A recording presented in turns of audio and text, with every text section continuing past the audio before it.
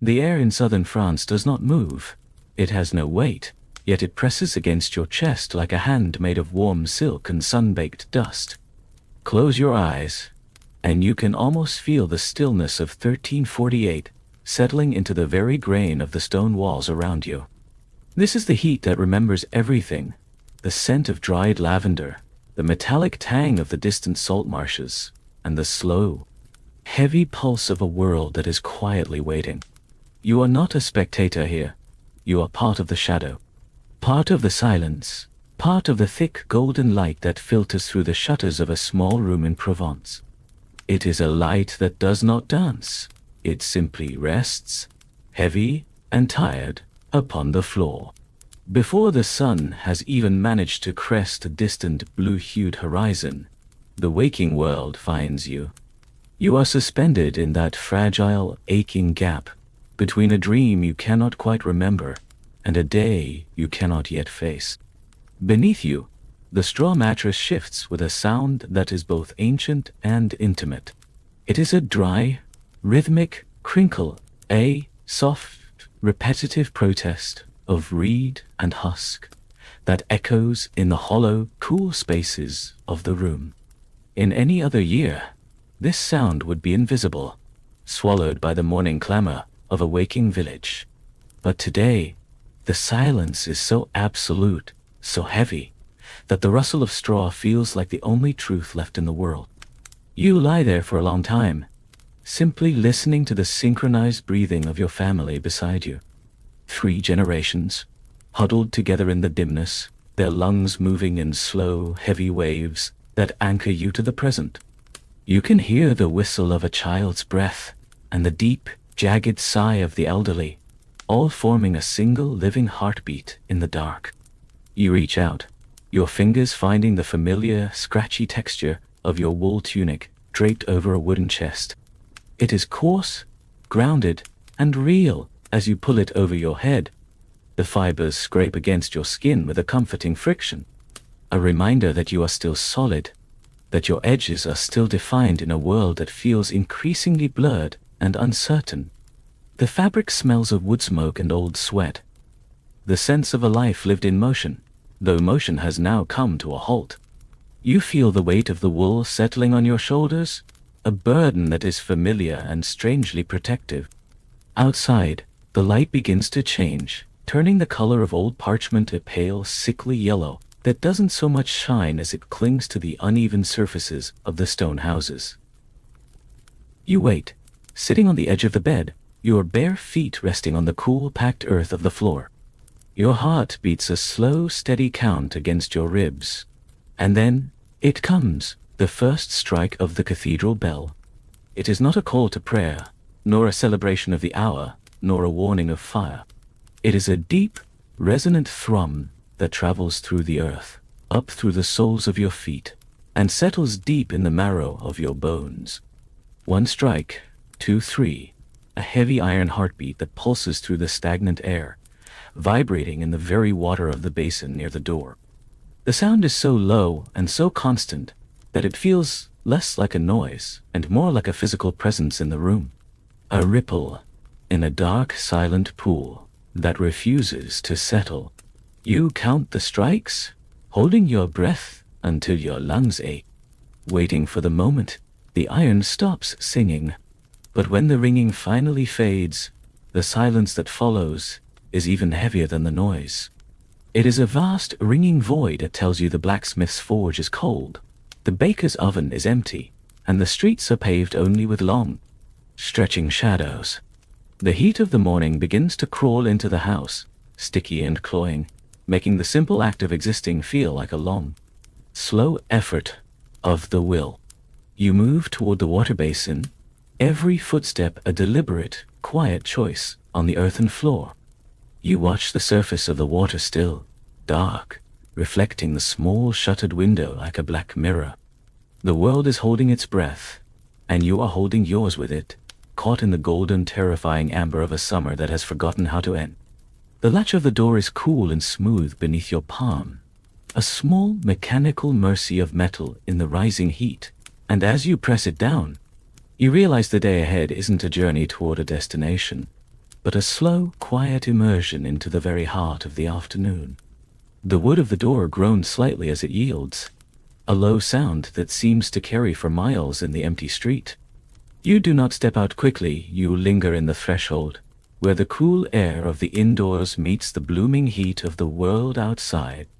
The village square is a sea of dust and silence, and for a moment, you feel as though you are the only soul left to witness the sun as it begins its long, slow climb. This is the beginning of the quietest walk you will ever take, a path marked not by where you are going, but by the stillness of everything you leave behind. The sunlight does not simply enter this room. It arrives as a heavy liquid presence, spilling across the uneven stone floor in long, amber-colored pools that seem to glow from within. You watch it move with an agonizing, beautiful slowness, a silent traveler marking the passage of time on the cold, gray grit of the earth. Each beam is filled with 1,000 dancing motes of dust, tiny particles of straw, ancient skin, and forgotten history, swirling in a chaotic yet peaceful ballet that only the truly patient can see. The stones themselves are ancient, smoothed by generations of frantic footsteps and quiet, whispered prayers, and as the light touches them, they seem to exhale the deep, stored coolness of the night. You find yourself staring at a single, jagged crack in the floor, following its path like a river on an old map, noting how the moss has dried into a fine, emerald-tinted powder in the deeper shadows. There is a profound, immovable stability in these walls, a sense that the rock has seen 1,000 summers, and will remain to see 1,000 more, regardless of the flickering, fragile lives that shelter within them. You press your heel against the floor, feeling the absolute lack of give in the earth, a grounding sensation that reminds you that the world beneath you is solid, even if the world around you feels like it is dissolving. Beside you, the internal rhythm of the house is dictated entirely by the breath. You close your eyes for a long moment, letting the visual world fade into a warm darkness, and focus your entire being on the sound. It is a soft, communal tide, a rhythmic rise and fall that fills the small space with a living warmth. Your younger brother's breath is quick and light, like the rhythmic fluttering of a bird's wing against a cage. Your mother's is deep and resonant, a steady, rhythmic anchor that has pulled your family through every winter storm and every season of hunger. Even the old dog in the dusty corner adds a low, gravelly whistle to the air, a sound of uncomplicated animal peace. There is no urgency in this room, no frantic movement, only the primal, mechanical comfort of lungs expanding and contracting in the dim light. You realize, with a sudden and quiet clarity, that as long as this symphony of breathing continues, the world inside these four walls remains whole and intact. It is a sanctuary made of air, bone, and shared presence. You reach for the loaf of bread sitting on the scarred wooden table, its crust dark and dusted with a fine layer of white flour. The sound of the knife breaking the surface is a sharp, satisfying snap that punctuates the heavy silence without shattering it. You move with deliberate slowness, feeling the slight resistance of the grain, the smell of yeast and sun-warmed wheat rising in a gentle cloud to meet you. It is a humble, earthy scent, but in this moment, it is the very scent of survival, a reminder of the earth's quiet persistence. You are a piece away, feeling the warmth still trapped in the soft, white center, and the simple act of chewing becomes a deep meditation, a way to tether your wandering soul to the physical reality of the now. The taste is simple, honest, and grounding. You lean back against the cool stone wall, feeling the rough texture of the lime wash through your tunic, letting the silence of the room wrap around you like a heavy cloak. Everything in this small sacred space has its rightful place. The copper pot hanging by the cold hearth, the neat stack of dried peat, the worn wooden spoon resting in its shallow bowl. These objects do not know of the chaos beyond the door. They do not care for the tolling of the heavy iron bells or the frightened whispers in the village square. They exist only to be used, to be held, and to provide a silent, unwavering service. You find a strange hypnotic peace in the arrangement of your surroundings, a geometry of the mundane that feels more holy than any cathedral. You spend several minutes smoothing the edge of the table with your palm, feeling the intricate grain of the oak, the small notches where a knife slipped a decade ago, the faint stains of spilled wine that have become part of the wood's own silent story. This is your kingdom, a few square paces of absolute certainty in an uncertain age. You watch your mother rise from her seat, her movements a practiced, graceful dance of domesticity, as she begins to sweep the hearth. The rhythmic shush-shush of the broom against the stone is a lullaby, a sound that promises that life goes on, that the chores of the morning are a sacred shield against the darkness of the afternoon. You walk toward the small window, not to look out into the street, but to feel the immense thickness of the wall itself. The stone is nearly 3 feet deep here, a massive, silent barrier of limestone and ancient mortar that keeps the biting heat at bay and the precious silence in. You lean your forehead against the cool, unyielding surface, closing your eyes and feeling the immense weight of the house supporting your tired frame. For a single heartbeat, you are not a person living in the 14th century. You are simply a part of the architecture, a living stone in a fortress of quiet.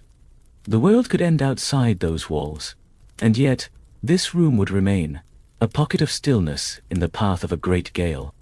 You find yourself counting the slow heartbeats in your ears, matching them to the rhythmic silver drip of water from a jar in the corner.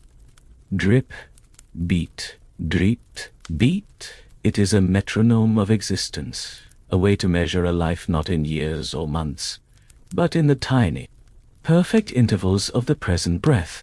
However, even the most perfect sanctuary has its limits, and eventually, almost against your will, your eye is drawn to the sliver of the world beyond the door.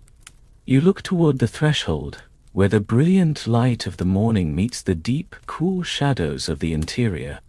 On the stone step just outside, you notice a small ceramic jar. It is a simple vessel, the kind used for mountain honey or olive oil, belonging to your neighbor, a man who once laughed with a booming voice at the tavern, and whose hands were always stained with the purple juice of the vineyard. The jar has sat there, exactly in that spot, for 3 full days. It has not been moved by a human hand, nor tipped over by a stray dog, nor gathered by a servant. It sits in the baking, indifferent sun, its shadow growing and shrinking with the mechanical passage of the hours, a silent sentinel of a life that has suddenly, inexplicably, gone still. You watch a single fly land on its rim, its iridescent wings glinting like jewels in the light. Then another follows. The jar is a soft reveal, a quiet but unmistakable sign that the rhythmic pulse of the village has broken, even if the pulse of your house remains steady. It is a quiet terror, not loud like a scream, but persistent and cold, like a shadow that refuses to move when the sun goes down. You turn your back to the door, seeking immediate comfort in the familiar, dusty sights of your home. You watch the way the golden dust motes settle on the table, the way your sister braids her dark hair with nimble, unhurried fingers, her face a mask of calm.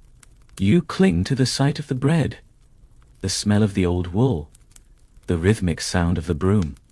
These things are your armor, your defense against the unknown. You tell yourself that as long as you stay within the rhythm of the small room, the stillness of the outside cannot touch you.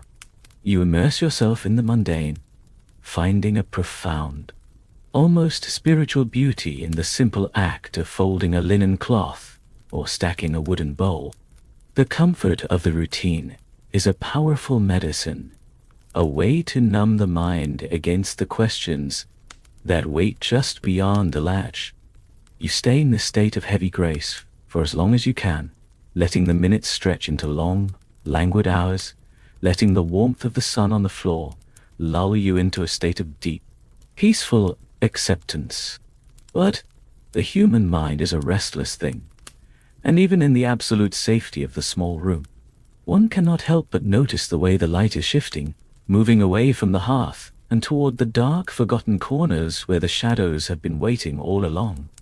To understand the stillness that has claimed the square outside, to truly comprehend why the world has fallen so unnaturally quiet, we must first look at the shadows that are beginning to stretch across our own floor, reaching out from the corners to pull us into the deeper, colder mysteries of the day.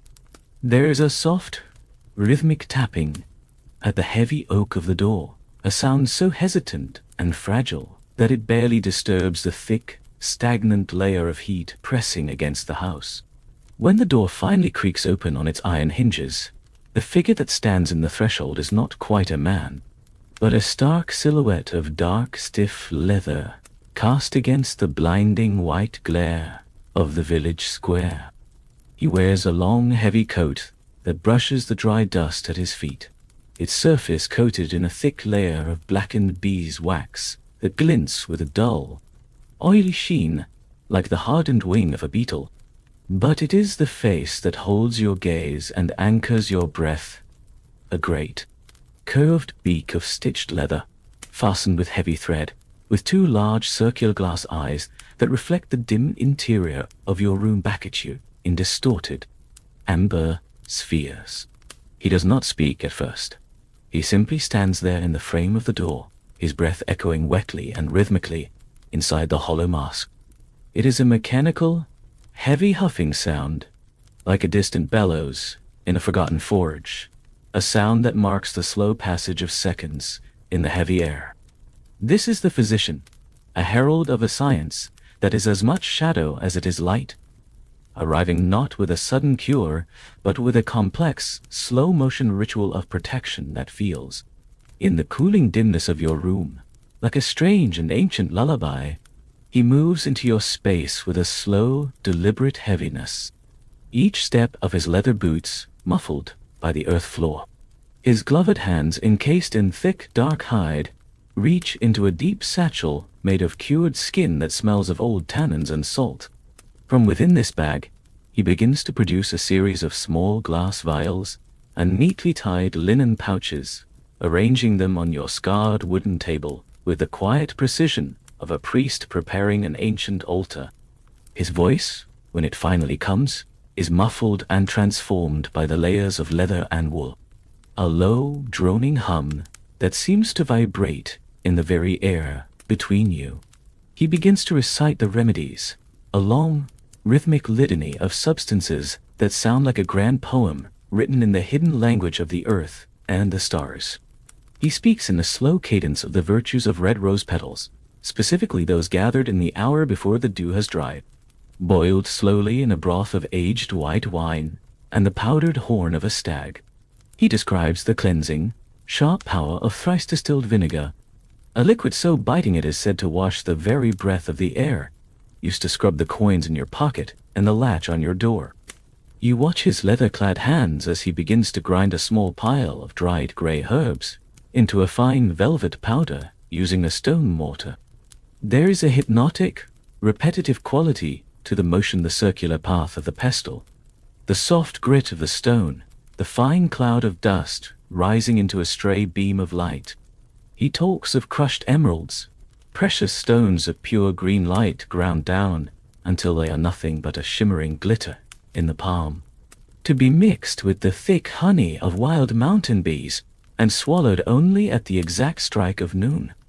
There is an immense intellectual comfort in this list, a repetitive structure that lulls the mind into a state of heavy, trance-like acceptance. He speaks of Armenian bole, a red, fatty clay from the east that must be pressed firmly against the pulse points of the neck to draw out the internal fire. He explains the complex, silent geometry of the planets, describing how the alignment of Mars and Jupiter dictates the very moment a vein must be opened to let the corrupt, heavy blood flow away from the heart. You find yourself drifting on the steady sea of his words. The sheer beautiful complexity of the pseudoscience acting as a warm balm for the brain. If there is a name for every shadow, and if there is a detailed recipe for every fear, then surely the world is still a place of divine order and human understanding. He describes the use of dried toads, aged in the sun to draw out the stagnant heat of the blood, the burning of rare ambergris in silver braziers to sweeten the humors, and the wearing of small silk pouches filled with shavings of sandalwood, camphor, and dried lemon peel. Each ingredient he names is a new layer of invisible armor, another solid brick in a tall wall of tradition and ancient text that stands between your family and the invisible traveler that stalks the streets outside. The physician leans closer now, the glass eyes of his mask looming large and dark in your field of vision, reflecting the small candle flame like two distant, trapped stars. For a single hushed moment, the steady drone of his voice falters, and the rhythmic huffing of his breath hitches behind the leather. You see a single tiny bead of sweat trickle down the side of the leather beak, disappearing into the dark folds of his waxy hood. Through the thick, dark glass of his goggles, you catch a fleeting glimpse of his actual eyes wide, pale, and darting with a frantic animal energy from corner to corner of the room.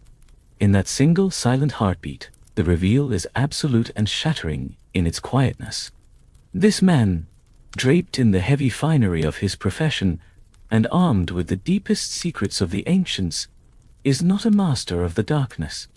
He's a prisoner of it, just as you are.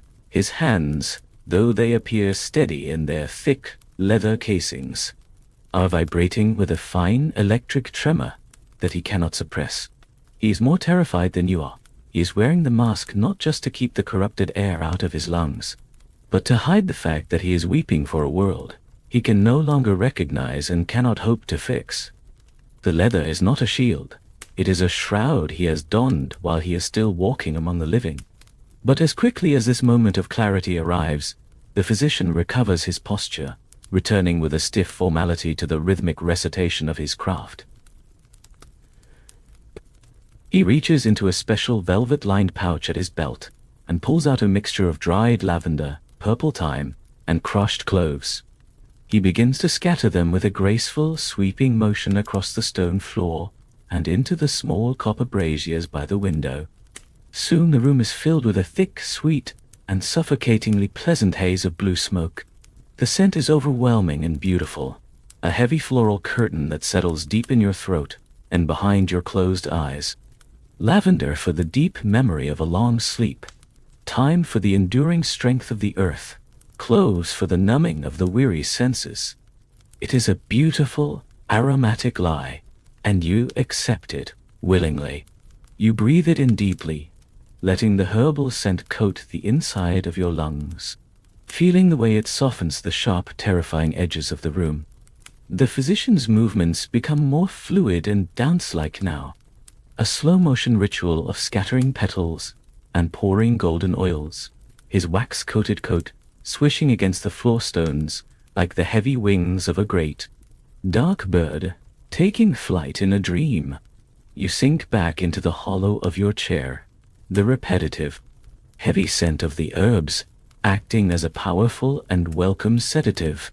The entire world narrows down to the cooling smell of the lavender and the sight of the golden dust motes dancing in the blue-tinted smoke of the brazier. It is a safe place, a sanctuary of fragrance and complex theory, where the ancient logic of the stars protects you from the silent reality of the street outside. Outside. You watch the physician pack his glass vials away into their leather beds, his movements rhythmic, certain, and practiced once more. He nods to you, the long leather beak bobbing in the dim light, and makes the slow sign of the cross in the air with a single, gloved finger. He is leaving now, retreating back into the white, blinding glare of the square, a lonely, waxy shadow moving through a world of ghosts. You are left alone in the cooling room, with the fading scent of the thyme and the lingering, low hum of his voice still vibrating in your ears like a distant bell.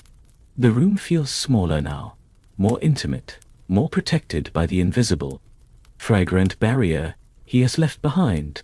You cling to the smell of the crushed cloves, as if it were a physical lifeline, letting the floral fog settle over your mind until the fear is nothing but a distant, muffled echo in the back of your thoughts. You tell yourself that the physician's myth is enough to sustain you, that the crushed emeralds and the rosewater broth have created a holy circle that the shadows cannot cross. You let your eyes drift shut, anchored by the heavy, sweet air, finding a fragile and precious peace in the aromatic silence of the room. But even the strongest, most fragrant herbs, gathered at the very height of the summer and blessed by the oldest of sacred texts, could not mask for long the deep, rhythmic thrumming of the tide against the harbor walls, nor the sound of the heavy wooden hulls groaning and creaking as they settled into the docks at the very edge of the world, carrying a cargo that no medicine could reach. The sound begins as a low, mournful groan, a deep and ancient vibration of weathered oak straining against the relentless, rhythmic pull of the tide. It is a slow, methodical complaining of wood on wood, a sound that seems to carry the immense weight of 1,000 miles of salt-crusted ocean and the heavy silence of the deep. As you stand near the edge of the harbor, the limestone beneath your feet feels cold and damp, exhaling the briny, sharp breath of the Mediterranean.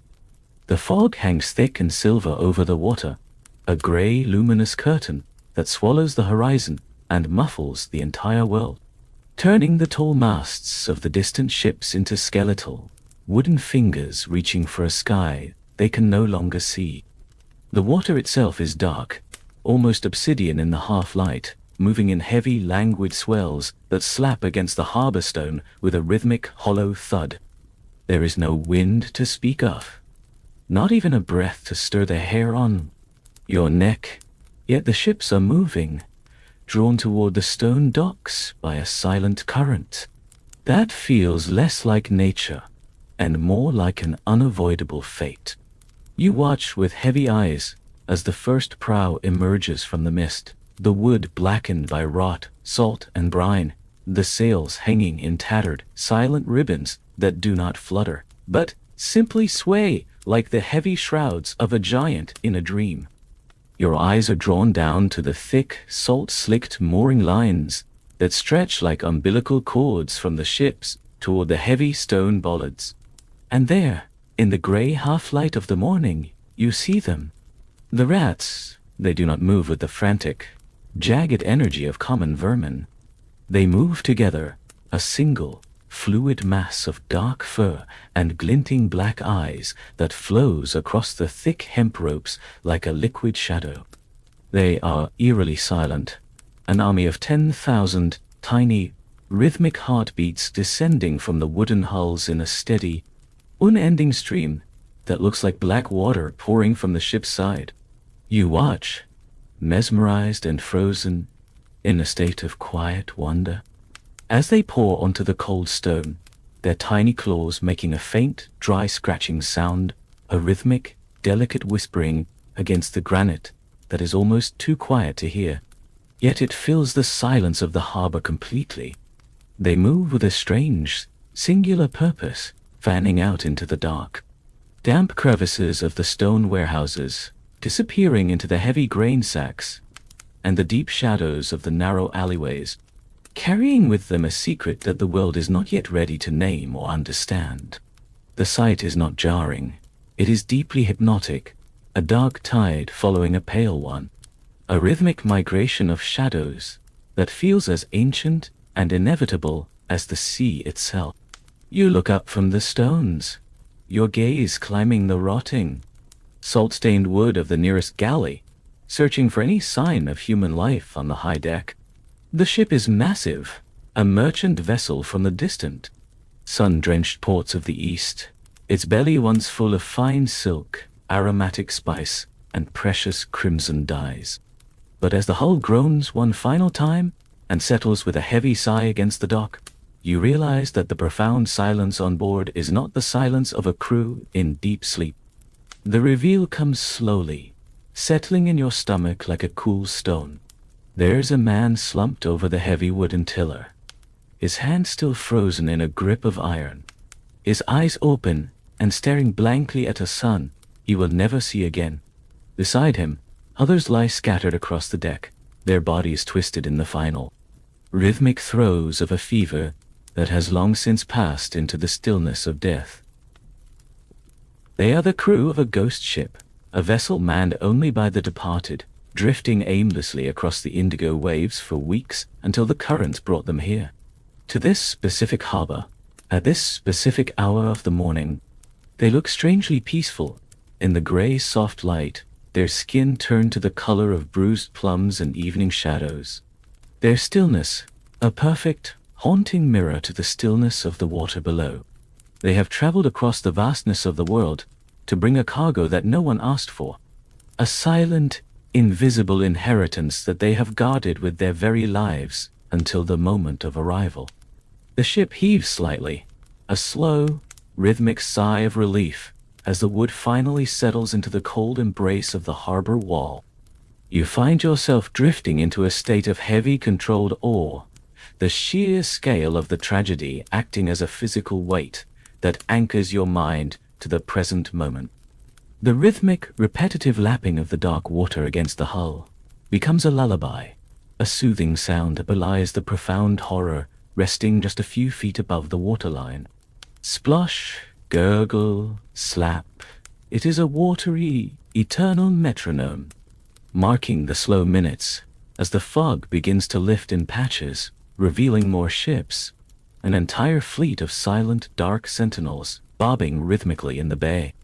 You watch the way the dark water swirls in slow circles around the rudder, the foam white and delicate like lace, appearing and disappearing as quickly as a thought.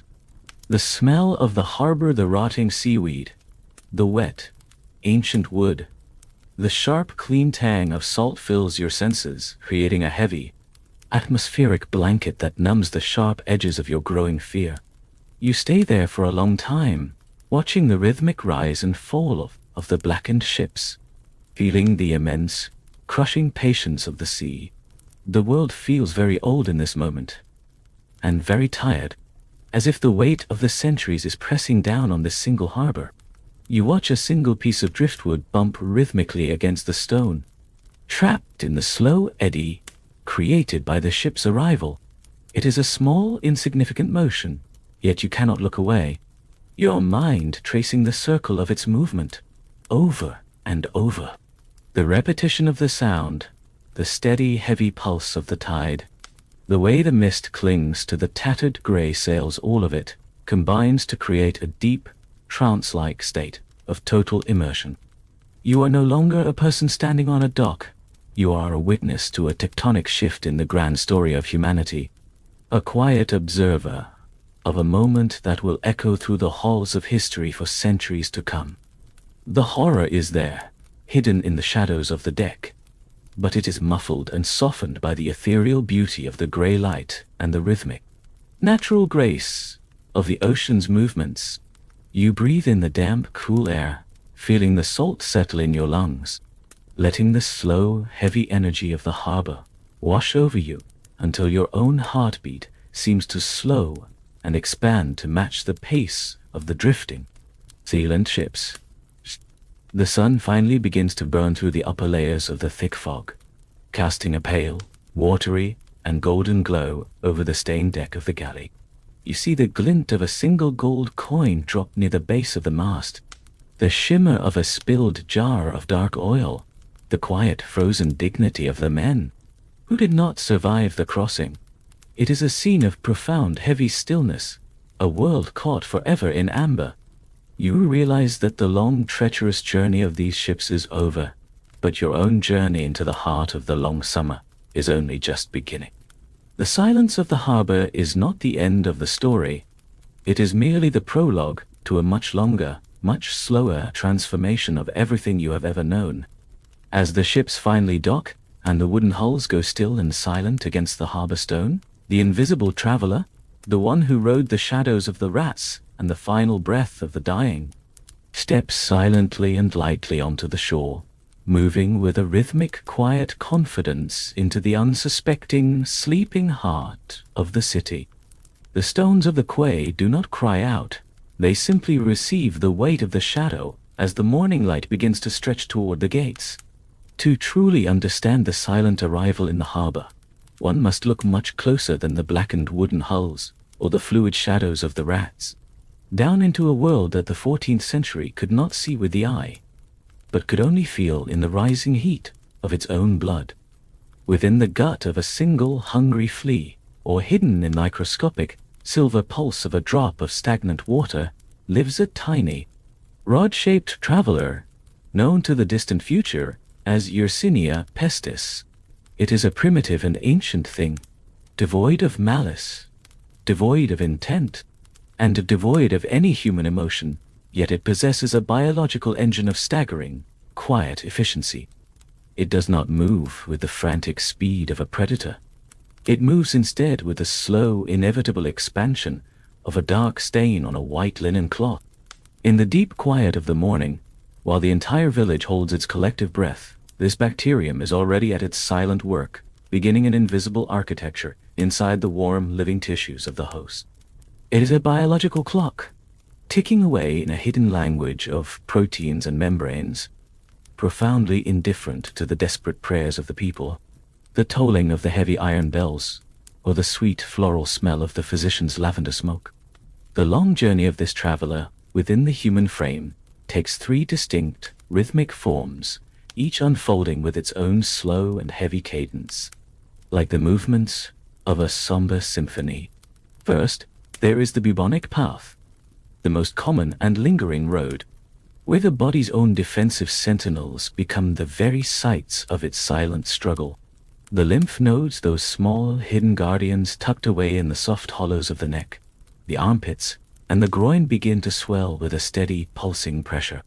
They turn into the hard, painful knots, known to history as buboes, growing with a methodical persistence, turning a deep, bruised purple, as if the body is trying with all its might to trap the encroaching darkness in a single point of bone and skin. You can almost feel the rhythmic ache of this expansion, a heavy, dull thrumming that matches the slow beat of the heart. Then there is the septicemic path, where the traveler leaves the nodes and enters the great, rushing river of the blood itself. Here, the transformation is swifter and more silent, a dark tide that moves through the veins and capillaries. As the very life force of the host begins to dim and darken, turning the tips of the fingers and the toes to the color of a midnight sky before the stars appear. And finally, there is the mnemonic form, the breath-borne shadow, where the traveler settles in the soft, rhythmic bellows of the lungs. It is here that the great tragedy becomes a mere whisper, a silent weight passed from one person to another on a single, tired sigh in the dark of a shared room, moving through the air as invisibly as a thought. The most profound reveal of this entire history lies not in the massive scale of the merchant ships or the deafening weight of the cathedral bells, but in the staggering smallness of the catalyst. It is a revelation that settles over the wandering mind with a heavy, ironic weight, the entire course of human civilization, the rise and fall of great empires, the shifting of borders, and the emptying of 10,000 silent villages was rewritten by the mechanical act of a single tiny flea bite. A creature no larger than a single grain of wind-blown sand, driven only by its own rhythmic biological hunger, acted as the final bridge between the wild, untamed darkness of the eastern steppes and the sleeping, unsuspecting heart of Europe. It did not require a declaration of war. It did not require the fury of a storm or the march of an army. It required only a single microscopic puncture in the skin, a silent and infinitesimal exchange of fluids in the heavy heat of a summer afternoon. This tiny biological pivot point changed the very language men spoke to one another, the way they worked the dark earth, and the very way they looked at the silent heavens above, all through a mechanism so small it remained invisible to the human eye for more than 500 years.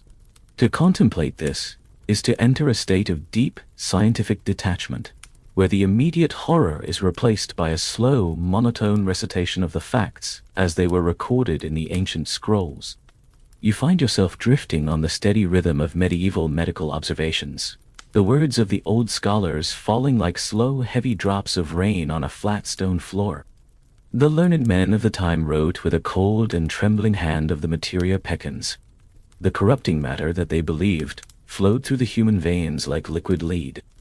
They spoke in hushed tones of the spiritus, the vital, living breath that they felt was clouded by the heavy rising mists of the four humors. They recorded the progression of the fever with a clinical, detached patience, noting with precision how the tongue turned black like charred wood in a hearth, how the pulse became a frantic, irregular drumming beneath the skin, and how the surface of the body grew cold and clammy, even as the internal fire burned with a white heat. There is a strange, hypnotic peace to be found in these archaic descriptions, a long list of symptoms that reads like a ledger of the soul's slow and orderly departure. You let the ancient words wash over you, their complexity and their distance acting as a rhythmic shield, distancing your mind from the pain of the individual and anchoring your spirit in the vast, indifferent flow of time. The body becomes a map of a conflict it cannot truly comprehend, a landscape of hills and valleys where a war is fought in total silence. You can almost feel the slow mechanical struggle occurring beneath the surface of your own skin, a cellular engagement fought in the absolute quiet of the marrow and the lymph. It is a process that has no sound, no clashing of swords, yet it dictates the volume of the entire world outside. As the bacterium multiplies in its geometric, rhythmic fashion, as the buboes swell with a heavy, aching pressure, the mind begins to seek a natural way out of the physical vessel. The recitation of the symptoms becomes a steady drone, a low-frequency hum that lulls the five senses into a state of heavy, trance-like observation. You are no longer the host of the struggle. You are the witness, watching the biology of the 14th century unfold with the absolute inevitability of a winter sunset. The facts are cold, the science is primitive, but the rhythm of the explanation is as steady and as reliable as the ticking of a grandfather clock in a completely empty house. You linger in this space of cold, intellectual quiet for a long time, letting the intricate details of the three forms of the shadow settle into your mind like fine silt at the bottom of a deep, still pond. The oppressive heat of the room seems to fade into the background, replaced by the clinical cooling detachment of the text and the rhythmic, repetitive nature of the medical observations. You find a strange and unexpected comfort in the categorization of the struggle, in the neat, orderly labels of bubonic and septicemic, as if the act of naming the darkness could somehow make it stay within its prescribed boundaries. You watch the flickering candlelight through your eyelashes, the world becoming a blur of amber and gray. But the body, however well described, is only one half of the long story, a fragile shell caught in a biological storm of microscopic proportions. While the physical frame remains locked in its silent mechanical struggle, the spirit begins to drift upward and outward, seeking a different kind of quiet. The body fights a war it doesn't understand, caught in the relentless, heavy machinery of the flesh, while the soul seeks a refuge in the slow stories we tell ourselves to survive the coming of the night. It begins as a sound that has no true beginning and no predictable end, a low, rhythmic grinding of ancient iron-rimmed wood against the unyielding, moss-covered gray of the village cobblestones. You hear it first from the very depths of your room, a distant, hollow rumble that vibrates through the stone foundations of the house and into the marrow of your bones long before the source ever appears in the shifting mist. It is the sound of the cart, its heavy, weathered wheels slightly misaligned from years of labor, creating a distinctive, wobbling cadence that has slowly become the rhythmic heartbeat of the silent village. Clack thud, clack thud. The noise is slow, deliberate, and entirely indifferent to the oppressive heat or the heavy silence of the afternoon. It is a mechanical prayer, a repetitive, grinding song of iron and oak that marks the true passage of the day in a world where clocks have lost their meaning. You sit by the small window, your hands resting idly on the sun-warmed stone sill, waiting for the rhythm to grow louder, for the long shadow of the cartman to stretch across the dusty square and touch the base of your door with its cooling fingers. When the cart finally emerges from the veil of the fog into your line of sight, it moves with the agonizing liquid slowness of a deep-sea dream. The horse is a pale, spectral creature, its ribs visible beneath a thin coat of matted grey hair, its heavy head hanging low toward the earth as it follows a path it has memorized through 1,000 weary repetitions. The cartman does not hurry the beast. He does not use the whip or the shout. He simply walks beside the tall wheel, his heavy leather boots hitting the stones in a perfect, synchronized rhythm with the clack-thud of the wooden axle. His voice is a low, weathered rasp, a sound smoothed and rounded by the constant, daily repetition of a single, haunting phrase that has replaced the church bells. Bring out your dead. The words are not a command, nor are they a desperate plea. They are a simple statement of fact, a rhythmic call that floats through the heavy, lavender-scented air and settles quietly in the dark corners of every home. Bring out your dead. The phrase loops endlessly in your mind, matching the steady rotation of the wheels, becoming a mantra that slowly strips away the sharp, jagged edges of grief and replaces them with a heavy, leaden sense of acceptance. You watch from behind the safety of the wooden shutters as the ritual unfolds with a hypnotic, terrifying consistency. At every third house, the scene repeats like a woven pattern in a tapestry. A door creaks open on dry hinges, a bundle wrapped in stained white linen is carried out into the light, handled with a strange, quiet reverence that has replaced the frantic, loud weeping of the early days of the plague. The cartman nods, a slow and rhythmic gesture of his hooded head, as he helps settle the new weight onto the growing pile of cloth and shadow. There is a specific, haunting sound to this labor, the soft, dry rustle of fabric, the low, synchronized grunt of human effort, and then the final heavy settling of the weight against the wood. And then the names are spoken into the air. It has become a new tradition, a way to anchor the departed to the stony earth one final time before they disappear. Thomas, Elara, little Jean. The names are called out into the gathering fog, whispered into the damp, cooling air, and then they are gone, swallowed whole by the rhythmic, indifferent rumble of the departing wheels. Clack-thud, clack-thud. The cart moves 10 measured paces, stops, and the cycle begins again. The repetition is a mercy of the mind. It turns the unthinkable into the predictable, allowing your spirit to drift into a state of somnolent, melancholy peace. The cart stops once more, this time before the house of the village baker, the man who once gave you extra crusts of warm bread and who smelled eternally of toasted flour and hope. You see a face among the tangled, linen-wrapped limbs in the back of the cart, a profile turned upward toward the pale, indifferent sun.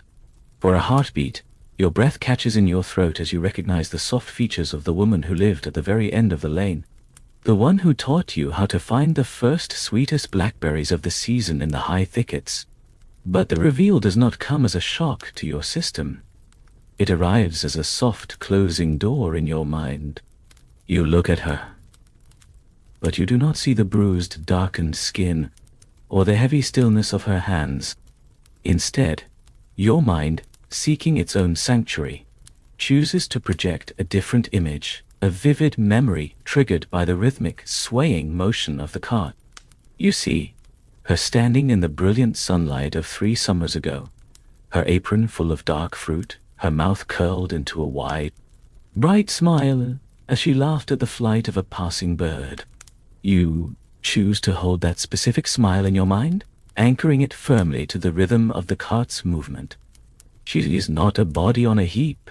She is a smile in the sun, and the clack-thud of the wheels is merely the sound of her walking home to a place where the heat cannot follow. The cart moves on again, the horse's heavy hooves striking the dusty ground with a muffled, rhythmic thumping that sounds like a drum played deep underwater. You find yourself focusing your entire existence on a single specific cobblestone in the very center of the square, one that is slightly higher and smoother than the others. Every time the cart passes this point in its daily circuit, the heavy left wheel strikes this stone with a particular resonant thud that vibrates through the air. It is a sound you have come to rely on, a predictable punctuation in the long, silent hours of the afternoon. Thud. The wheel rises in a slow arc. Thud. The wheel falls back to the earth. You begin to count the intervals between the thuds, letting the numbers fill the empty spaces of your head until there is no room left for fear. No room for the terrifying list of symptoms. No room for the ghosts of the empty chairs in your own kitchen. There is only the stone, the wheel, and the eternal rhythm. The entire world has narrowed down to this infinite loop of motion and sound, a carousel of memory and old wood that spins slower and slower as the golden light begins to fail and the shadows of the village grow long and thin. The cartman makes his final slow turn at the edge of the square, his dark silhouette dissolving into the grey mist that rises from the river. The call of "Bring out your dead" grows fainter and fainter with every rotation of the wheels, until it is nothing more than a low vibration in the humid air. A ghost of a sound that lingers in the rafters of your home, like wood smoke. The horse's hooves fade into the distance, leaving behind a silence that is fundamentally different than the one that preceded the cart's arrival. This new silence is occupied.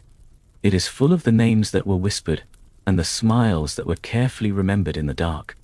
You stay at the window, your own breathing slowing down to match the fading, distant rhythm of the wheels. The melancholy you feel is no longer a sharp, piercing pain. It is a heavy, comfortable blanket of gray silk, a state of being that requires nothing from you but your quiet presence. You are a witness to the loop, a keeper of the village rhythm, and in that silent role you find a strange, immovable strength that the plague cannot touch. The shadows of the tall cypress trees now stretch across the square like long, dark fingers, reaching for the specific stone where the wheel hit. You watch the fine dust settle back into the cracks between the cobbles, the world returning to its state of unnatural, expectant stillness as the first stars begin to tremble in the east. The loop of the cart has provided a structure to the formless day, a way to map the long hours of the summer without ever having to look at a mechanical clock. You feel a deep, rhythmic fatigue settling into your limbs, a profound desire to close your eyes and let the memory of the clack-thud carry you into a dreamless, peaceful void. The village is finally empty of movement, the street is bare of shadows, and the horse is far away. You realize that the ritual is the only thing that remains of the old world you once knew, a bridge of sound that carries both the living and the dead together into the deep quiet of the night. Eventually, the wheels stop entirely in your mind, the sound disappearing behind the distant grassy hill, where the earth is soft and the long trenches are deep. The rumble is gone, the rasping voice is hushed by the fog, and the iron heart of the cart is finally still. The air remains heavy, with the scent of dried lavender and the coming, cool dampness of the evening. You turn away from the window, moving back into the deepening blue shadows of the room, where the only sound left to mark the passage of time is the soft, rhythmic scratching of a goose quill against a piece of dry yellow parchment, a sound like a tiny, persistent creature nesting in the silence, recording the names of those the cart took away, ensuring that even in the quietest of nights, they are never truly forgotten.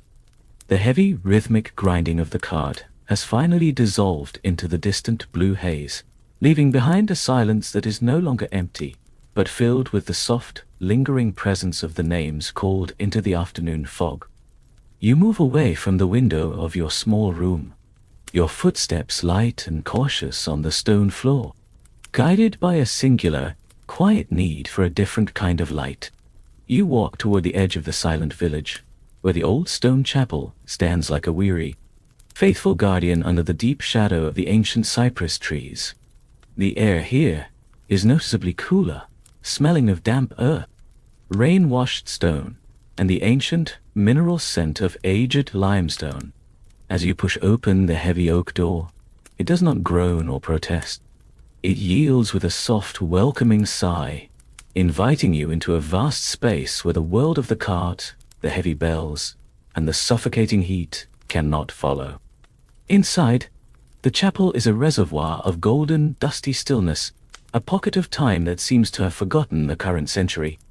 The high, vaulted ceiling reaches up into the deepening shadows, catching the last stray amber beams of the afternoon sun that filter through the high, narrow windows in shafts of liquid gold. And there, near the altar where the light is most concentrated and pure, sits Margot. She is a girl of very few words, her presence as steady and calming as the stone walls themselves. She does not turn or startle when you enter. She is deeply immersed in her own quiet, sacred ritual, her small frame hunched over a series of long, smooth wooden boards. Around her, the floor is scattered with small ceramic bowls of varying sizes, each holding a different vibrant secret of the earth. You sit nearby on a worn wooden bench, letting the profound and absolute peace of the sanctuary wash over you like a cool tide, watching the rhythmic, deliberate movements of her small hands. Margot is a weaver of colors, a keeper of the hidden light in a time of deepening and uncertain shadows. You watch with heavy, mesmerized eyes as she begins the slow and rhythmic process of mixing her precious pigments. She takes a small, smooth stone pestle and begins to grind a fragment of raw lapis lazuli, the deep, celestial blue of a midnight sky over the high mountains. The sound is a delicate, rhythmic rasp, a tiny, crystalline crunching that echoes softly and repeatedly in the vastness of the empty chapel. It is a beautiful, repetitive noise, a tiny, mechanical heartbeat of creation that pulls your focus away from the world outside. She adds a few drops of clear golden oil, and the gray mineral powder suddenly blooms into a rich, vibrant ultramarine.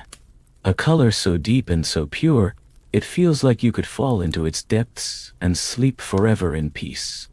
Then, she moves to another bowl, slowly stirring, a thick, earthy ochre, the color of sun-drenched wheat fields and the warm rolling hills of a land without sickness. The smell of the pigments, the cold stone, the rich linseed oil, the faint organic sweetness of egg tempera fills your senses, creating a fragrant, protective barrier that keeps the world at bay. Her brush, a delicate thing made of fine squirrel hair, moves across the grain of the white wood with a rhythmic whispering grace that is utterly hypnotic. You find yourself drifting on the sound of it, a soft, repetitive shush-shush that marks the birth of a new world on a flat surface. You expect to see the images that have haunted the village streets. You expect to see the darkness that the physician spoke of, or the heavy wheels of the cartman. But as you lean closer, the reveal settles in your heart like a warm, steady light. Margot is not painting the end of the world. She is painting its quiet return. Her boards are filled with a lush, vibrant green of young vines reaching upward for a sun that never sets. She is painting the heavy purple clusters of grapes that will hang in the vineyards in the seasons to come. She is painting the delicate, white petals of the hawthorn and the deep, rich red of the fertile soil after a long spring rain. These are not paintings of the death that currently occupies the streets. They are visions of the life that will surely inevitably return to the valleys. She is documenting the gardens that will grow back over the trenches, the wild flowers that will bloom in the currently empty courtyards, and the vast, deep forests that will reclaim the silent hills. The sight of the vibrant green paint against the raw, honest wood is a powerful, positive reinforcement. a gentle and necessary anchor for a mind tired of the grey fog and the tolling bells. You watch her add a tiny, perfect dot of white to the center of a painted daisy. Her hand as steady and as certain as the very foundation of the chapel. In this small illuminated circle of light, there is no plague, no fever, and no lingering fear. There is only the texture of the wood, the infinite depth of the blue, and the quiet, wordless connection between two souls who have chosen to look at the light. Margot glances at you then, a brief, soft look from under her lashes that carries more genuine warmth than any hearth fire. She does not need to speak. The rhythmic, steady movement of her brush tells the story of a human resilience that is as old and as immovable as the stone pillars around you. You feel a deep, comfortable weight finally settling in your weary limbs, a sense of stability that comes from knowing that even in the darkest and longest summer, someone is still mixing the colors of the coming spring. You lean your head back against the cool, smooth stone of the pillar, closing your eyes and letting the layered sounds of the sanctuary fill your mind. The rhythmic, tiny rasp of the pestle, the soft, liquid stir of the oil, and the eternal, gentle whisper of the brush against the board combine to create a symphony of human warmth and creative persistence. This is the ultimate safe zone, the place where the soul comes to rest and recharge before the long final journey into the night. You breathe in the deep scent of the ochre and the lapis, letting the vibrant imagined colors fill your inner vision, replacing the gray shadows with images of green and growing things. The chapel is a vessel of hope, a sturdy and silent ship sailing through a sea of absolute silence.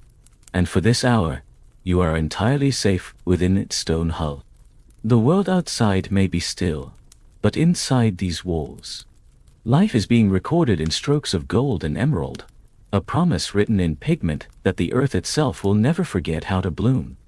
The light in the chapel begins to soften and shift, turning from a brilliant gold to a deep, bruised violet as the sun finally sinks below the distant hills. Margot lays down her brush with a quiet finality, the sound of the wood hitting the table a soft, rhythmic punctuation to the day's long work. She begins to cover her small bowls, one by one, her movements slow, practice, and a rhythmic, a quiet closing of the day's sacred ritual. You stay for a few moments longer, anchored by the peace of the painted boards, letting the absolute stillness of the sanctuary seep into your bones and settle your spirit. The fear that followed you from the window of your room has been replaced by a heavy, somber grace, a feeling of being connected to something much larger, much older, and much more enduring than the current moment of history. You realize that the work Margot is doing here is the true history, not the count of the dead in the square, but the vision of the living that will endure long after the summer has passed. You rise to leave the chapel, your movements slow and heavy with the onset of a profound and welcome fatigue. The interior feels even larger and more protective now in the gathering twilight, a space of infinite quiet and hidden, radiant beauty. As you walk back toward the heavy door, you carry the vivid image of the green vines and the blue sky with you, a mental shield that keeps the encroaching darkness of the evening at bay. The air outside is significantly cooler now, the mist settling low and white over the ancient stones, but the warmth of the sanctuary remains glowing in your chest. The paint on Margot's boards is still wet, glistening softly in the dim light, waiting for the morning to reveal its defiant colors to a world that is waiting to begin again. You feel the same slow, inevitable process happening within your own spirit, a quiet settling, a deep preparation for the dreamless rest that follows a long day of witnessing. The paint dries slowly in the dark of the chapel, just as the fever eventually breaks in the quietest hour of the night, leaving the world cold, still, and perfectly ready to wake up to a new dawn. The massive stone gates of the village, once so imposing, so heavy with the scent of unwashed wool, wood smoke, and the invisible weight of fear, now fall away behind you like the final, slow closing of a long and exhausting chapter. There is no one left to guard the threshold in this twilight hour. No one remains to demand a copper coin for passage or a name for the ledger. The heavy iron portcullis is frozen forever in mid-air, its jagged teeth rusted and silent against the pale, lilac evening sky. As you take your final step beyond the long shadow of the wall, the ground beneath your boots changes in an instant from the hard, unforgiving grit of the cobblestones to the soft, yielding and ancient embrace of the open earth. You do not look back at the empty windows or the silent square. You feel the immense 1,000-year-old weight of the city falling from your tired shoulders, replaced by the thin, cool and crystalline fingers of a breeze that has traveled across the vast, open sea and through the high, untouched peaks of the distant mountains. This is your personal exodus, a slow and rhythmic drifting away from the world of heavy iron bells and creaking wooden carts, moving steadily toward a sanctuary that has no walls, no ceilings, and no boundaries. You find yourself walking along a narrow, winding path that leads you deep into the ancient heart of a forest where the air is finally, miraculously, and completely clean. It is a crisp, silver air that tastes of damp moss, crushed pine needles, the smell of rain-soaked bark, and the deep, cold secrets of the hidden mountain springs. You breathe it in with a slow, deliberate, and profound hunger, letting it wash through your lungs and scrub away the last lingering scent of the physician's lavender smoke and the stagnant, oppressive heat of your small room. The trees here are vast, silent, and entirely indifferent to human time, their trunks like the mighty pillars of a cathedral that was built by the earth itself long before the first king was ever crowned. They do not know of the plague. They do not care for the shifting of human history or the tolling of village bells. They simply exist in a state of eternal, rhythmic growth, their millions of leaves whispering to one another in a private language of sighs, rustles, and soft movements. The light here is different. It is a filtered, emerald and liquid glow that settles over the forest floor in soft velvet patches, turning the world into a sanctuary of green, silence, and protective shadow. As you move deeper into the cooling heart of the woods, the rhythm of your own footsteps becomes the only clock you need to mark the passing of the world. Soft thud, soft thud. The sound is muffled and made musical by the thick, ancient carpet of decaying leaves and the vibrant, springy moss that cushions every single stride you take. You are moving through a landscape that feels infinite and eternal, a world that has expanded suddenly and without warning to fill the entire horizon. The reveal settles over your spirit with a profound spiritual lightness that you have not felt in years. The village was a cage, a small and terrified box of stone and tradition. But the world, the real world, is vast, ancient, and beautifully indifferent to the struggles of man. You realize with a sudden, quiet start that you are still in it. You are a living, breathing, and essential part of this immense and beautiful tapestry of bark, wing, and stone. The realization is not a shock. It is a release, a gentle and final unbuckling of the soul from its heavy burdens. You are small, yes, but you are here, and the forest receives you without a single question or judgment, its deep, cool shadows offering a green mercy that the stone walls could never provide. You find yourself whispering the names of the things you see as you pass them, a low, melodic, and repetitive recitation that anchors your drifting mind to the wild earth. Oak, ash, rowan, you trace the rough, furrowed bark of a giant tree with your tired fingertips, feeling the slow, ancient pulse of the sap moving deep within. You listen to the birds as they settle into their nests for the night, their calls a series of long, rhythmic, and soothing whistles that echo through the high canopy like distant flutes. Blackbird, thrush, nightingale, each name you speak is a quiet prayer, a way to reclaim the physical world through the simple, holy act of noticing its beauty. The names of the dead are back in the village chapel, resting peacefully on Margot's painted boards. But here, in the deepening twilight, the names belong to the living, to the eternal, and to the wild. You drift further and further from the memory of the city, your mind becoming as quiet, as still, and as expansive as the forest itself, letting the heavy, rhythmic patterns of the natural world lull you into a state of deep, meditative, and total acceptance. The path begins to climb a gentle, mossy slope, leading you to a high, hidden clearing where the grass is long, fragrant, and silvered by the first pale light of the rising moon. From this height, the village you left behind is nothing but a tiny, insignificant cluster of grey dots in the dark valley below, a distant and fading memory of a life you once lived in another time.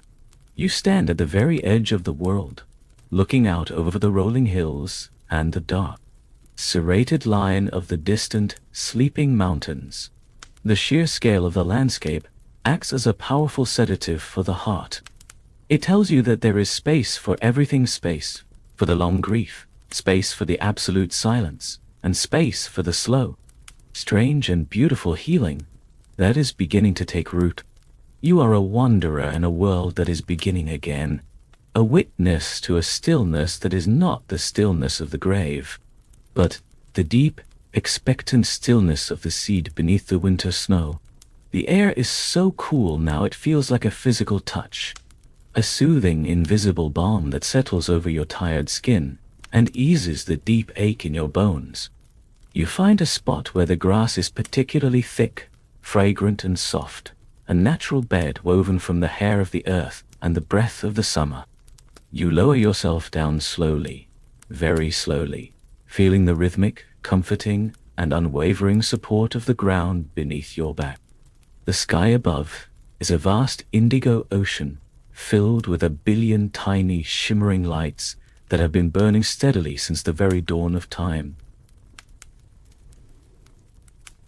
You watch them with heavy, half-closed eyes, letting their steady, unwavering, and ancient glow anchor your spirit to the infinite. The fear has been left behind at the stone gates. The symptoms have been recorded in the silent books. The cart has finished its long, rhythmic loop.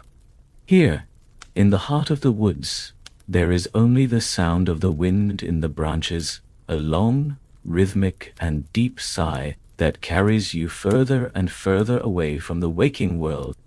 You are safe in the arms of the forest, a quiet and honored guest in a house made of leaves, moonlight, and ancient silence. The darkness is not a weight here.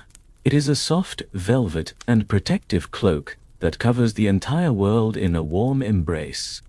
You feel your own heartbeat slowing, matching the deep, tectonic, and eternal pulse of the earth itself. The sounds of the forest begin to blur together into a single, beautiful hum, the hoot of a distant owl, the soft rustle of a small creature in the undergrowth, the rhythmic murmur of a stream over stones. It is a lullaby for the survivor, a song of the wild that promises nothing but the peaceful continuation of the night. You let your thoughts drift like fallen leaves on a slow-moving dark river, moving toward the deep, dreamless rest that you have earned through the long, heavy hours of the summer. The path ahead is long and uncertain, stretching out toward horizons you cannot yet see. But for now, for this moment, the grass is soft enough for a bed, and the trees are tall enough to guard your dreams until the morning light finds you once again. The final page of the traveler's journal does not feel like a definitive ending. It feels instead like a long-held, weary breath finally being released into the cool, indigo evening air of the forest. The parchment beneath your fingers is yellowed and fragile, its edges curled and darkened by the warm oil of 100 different lamps and the invisible salt of 1,000 miles walked in silence. You run your fingertips very slowly over the last few lines of dried ink, feeling the slight, rhythmic indentation where the quill pressed hard against the grain of the paper. A vivical, lasting record of a human hand that simply refused to be still while the world fell quiet. The scratching of the pen, which once felt like a frantic, desperate race against the fading light of the city, has slowed now to a rhythmic, peaceful, and steady crawl. It is a soft sound that has accompanied you through the small, sunlit rooms of France and the ghost-filled, watery docks of Genoa, acting as a tiny, persistent heartbeat of human thought that somehow survived when all the heavy iron bells went silent. You sit now in the deepening, velvet shadows of the high forest clearing, the journal resting heavily on your knees, watching the final drop of ink dry into a dull, permanent, and peaceful black.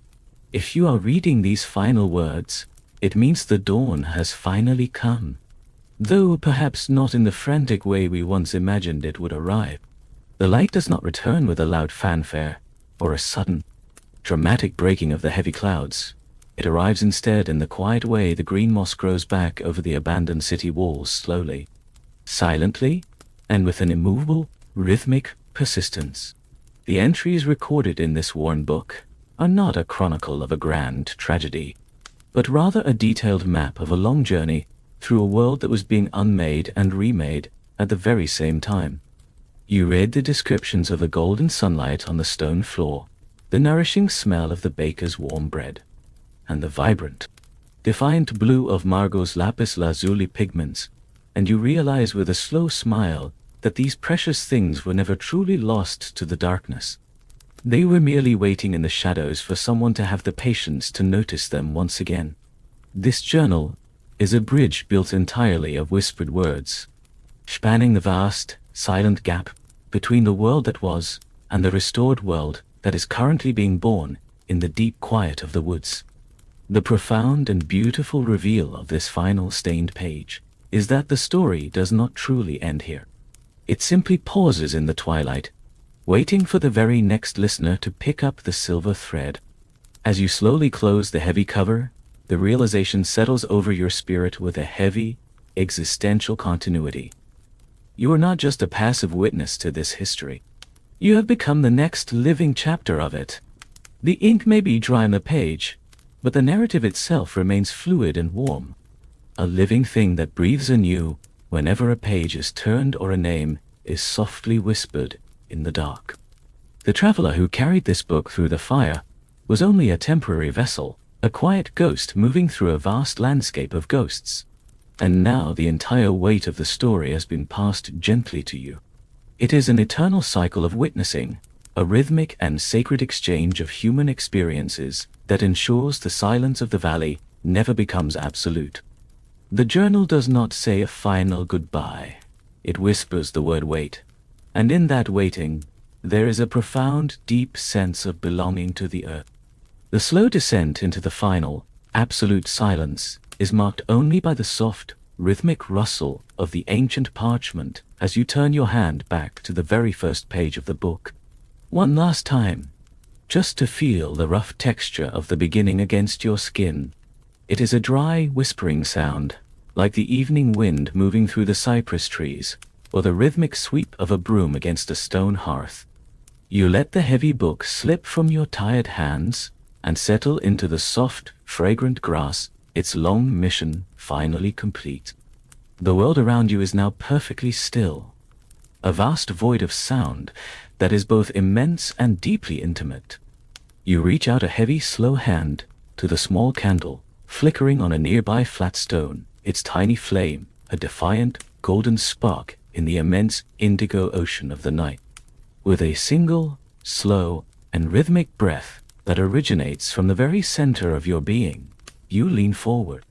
The sound of the candle being blown out is a soft, final hiss, a tiny, silver exhale that merges perfectly with the deep darkness of the ancient forest. In the sudden, absolute, and welcoming dark that follows, your mind begins to drift backward, drawn by a subconscious, rhythmic need to find the tiny pieces of the story you might have missed in the heavy heat of the day. You find yourself thinking again of the golden sunlight hitting that very first stone floor, the distant, rhythmic sound of the church bells, and the scratchy, honest feel of a wool tunic against your skin. The images begin to loop in your mind, becoming a slow, beautiful carousel of sensory memories that spins slower and slower as you sink deeper into the embrace of the earth. The silence of the deep forest is exactly the same silence that filled the village square before the very first ship arrived, a blank, peaceful canvas of time waiting for the first stroke of the brush. You feel the heavy, rhythmic pull of a deep sleep, a dreamless and infinite ocean that swallows the names, the dates, and the fears, leaving behind only the pure feeling of the journey. And so, the slow cycle of the long sun begins once more, drawing your spirit back to the very first light of the morning, back to the sticky summer morning in the south of France, back to the very beginning, back where we first started our long walk through the shadows. The sun, that great and weary golden eye that has watched over the long sticky summer of the south, finally begins its slow and inevitable descent behind the jagged, snow-capped peaks of the distant, silent Alps. It does not drop quickly. It lingers on the very edge of the world, bleeding a soft, bruised purple and a deep, cooling indigo into the vast, darkening fabric of the sky. You watch the light retreat from the valley floor, moving upward like a rising tide of blue shadow, climbing the rugged trunks of the ancient oaks and the steep, rocky faces of the high mountains, until only the very highest tips of the ancient ice remain glowing with a faint, ghostly copper light. And then, even that last ember fades into the dusk. The world is left in a state of perfect, monochromatic grace. A deep, blue-gray twilight that signals the absolute end of the heat and the beginning of a profound rhythmic cooling of all things. The earth beneath you, which has held the heavy fever of the long day for so many hours, begins to exhale its stored warmth into the night air, a slow and invisible sigh that you can feel against your skin like the brush of a soft silk veil. As the last of the orange light vanishes, the stars begin to appear in the heavens, not all at once in a sudden flash, but one by one, in a slow and rhythmic sequence of silver light that marks the arrival of the deep night. First, the evening star appears, steady and bright, a solitary diamond pinned to the velvet curtain of the west. Then, the smaller lights emerge, the faint and distant glimmers that have traveled through the cold, silent void for 1,000 years just to find your eyes in this specific, quiet forest clearing. You find yourself watching the slow, methodical emergence of the constellations, the familiar patterns of the bear and the hunter, the celestial clock that turns forever without a sound and without a single care for the world below. The stars are not fires. They are points of absolute frozen stillness, tiny anchors of light in an infinite ocean of dark. Each one that appears adds a new, gentle layer of weight to your heavy eyelids, a soft, gravitational pull that draws your focus away from the earth and toward the infinite, silent depths of the cosmos. The sky is no longer a ceiling. It is a wide doorway into a state of total, rhythmic oblivion. There is no more fear in this sacred place, and there is no more history to be recorded by the hand of man. The names of the silent villages, the dates of the arrivals at the docks, and the complex dusty recipes of the physicians have all dissolved into the cool, damp air of the high woods. They are no longer necessary.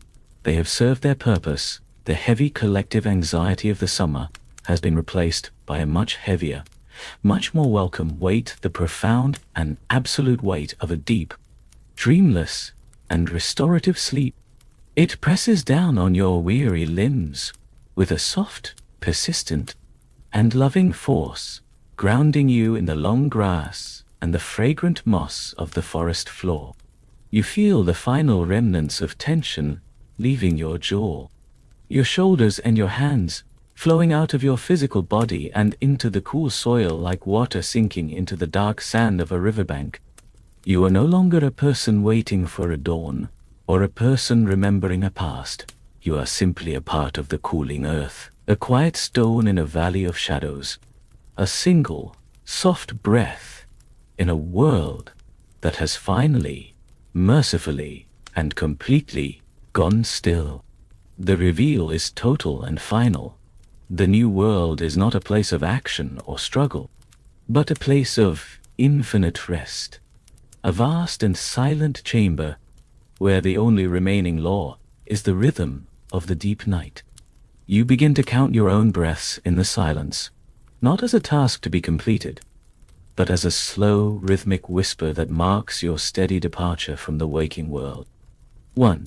The air enters your body cool and clean, smelling of the high mountain snow and the sleeping, resinous pines. 2. The air leaves your body, carrying with it the last lingering thoughts of the distant city and the stony square. 3. You feel the soft, rhythmic rise and fall of your chest, a mechanical and deeply comforting wave that matches the movement of the wind in the high, dark branches above. 4. The stars in the sky seem to pulse in perfect time with your slow heartbeat, a synchronized dance of silver light and velvet shadow. 5. The edges of the forest clearing begin to soften, blur, and melt away, the tall trees becoming nothing more than dark, friendly shapes against the deep, indigo sky. 6. The sound of the distant mountain stream becomes a constant white noise, a continuous, hushing vibration that fills the empty spaces of your mind with peace. 7. Your eyes close fully now, not because you are tired, but because there is nothing left in the world to see that is more beautiful than this darkness. 8. The weight of your body feels like it is merging with the deep roots of the trees and the ancient hidden veins of the mountain stone. 9. The silence is no longer a lack of sound, but a physical presence, a heavy and protective blanket that covers your drifting thoughts in a layer of soft, gray wool. 10. The counting stops entirely, and the numbers fade away into the air like the faint smoke from a blown-out candle. You are drifting now, floating effortlessly on the surface of a deep, still lake where the water is the color of the midnight sky, and the temperature is the temperature of the stars themselves. There are no more words to hear, no more stories to follow, and no more loops to close. The narrative has fulfilled its final purpose, and the traveler has finally found the end of the long and winding path. The forest stands guard around you in the dark, 1,000 silent sentinels of bark and leaf, ensuring that your rest is absolute, sacred, and undisturbed by the coming of the distant day. The world is cold, the world is still, and the world is finally, perfectly, and eternally safe. You sink deeper into the velvet folds of the grass, letting the slow, tectonic, and ancient pulse of the earth carry you into the welcoming void. The light of the distant stars is the only memory that remains, a faint, shimmering web of silver that holds your spirit in a state of suspended and perfect grace. There is no tomorrow to fear, and there is no yesterday to regret. There is only the long, rhythmic, and beautiful now. The darkness is total, the silence is complete, and the weight of the sleep is the only truth that remains in the universe. You let go of the very last thread of the journey, letting yourself fall slowly upward into the dark, into the quiet, and into the soft and waiting embrace of the new world's eternal lullaby. The fade is slow, the fade is certain, and the fade is final.